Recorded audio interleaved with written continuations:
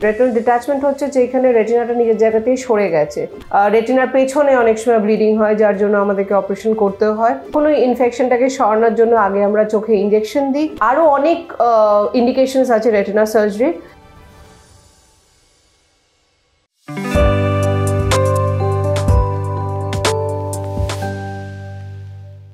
নমস্কার, welcome to ডাক্তারবাবু YouTube channel. আমার নাম ডক্টর সঙ্গীতা রায়।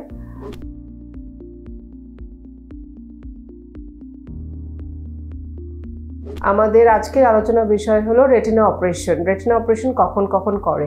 এবার রেটিনা অপারেশনের বিভিন্ন রকমের ইন্ডিকেশনস আছে, যার মধ্যে কিছু ইন্ডিকেশন হচ্ছে রেটিনাল ডিট্যাচমেন্ট। রেটিনাল ডিট্যাচমেন্ট হচ্ছে যেখানে রেটিনাটা নিজের জায়গাতেই সরে গেছে। সেকেন্ড হচ্ছে রেটিনার ওপরে ব্লিডিং হওয়া। রেটিনার ওপরে ব্লিডিং অনেক বিভিন্ন কারণে হয়, চোট লাগলে হয়, ডায়াবেটিস হলে হয়, হাই ব্লাড প্রেশার হলে হয়। আর কিছু কারণ আছে যেরকম ম্যাকুলার হোল। ম্যাকুলার হোল মানে রেটিনাতে যেটা মাঝখানের এরিয়াটা আছে সেইখানটা রেটিনাটা একটা জায়গায় একটা হোল হয়ে যায়, সেটার জন্য আমরা অনেক সময় রেটিনাতে সার্জারি করি। আরও কিছু কিছু করতে হয়, যেমনি ডিট্যাচমেন্ট হতে পারে, ব্লিডিং হতে পারে, রেটিনার পেছনে অনেক সময় ব্লিডিং হয়, যার জন্য আমাদেরকে অপারেশন করতে হয়। আর একটা খুব কমন ইন্ডিকেশন যার জন্য আমরা রেটিনা সার্জারি করি, সেটা হচ্ছে ছানি অপারেশনের যদি কোনো কমপ্লিকেশন হয়, যার মধ্যে ছানিটাকে বার করা যাচ্ছে না আর ছানিটা ভিট্রাস ক্যাভিটিতে চলে গেছে বা রেটিনার ওপরে পড়ে গেছে, সেইখানে সেই ছানিটাকে বার করার জন্য আমাদেরকে রেটিনা থ্রু দিয়ে সার্জারি করতে হয়।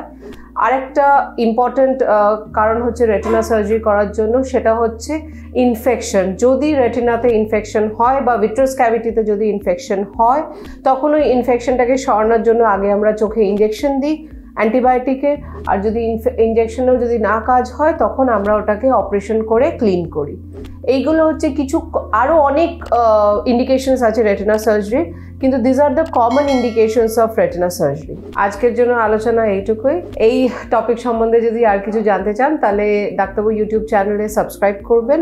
আর আমার সঙ্গে পার্সোনালি যদি কথা বলতে চান, তাহলে স্ক্রিনে দেখা নিচের নাম্বারটাতে কল করবেন। Thank you.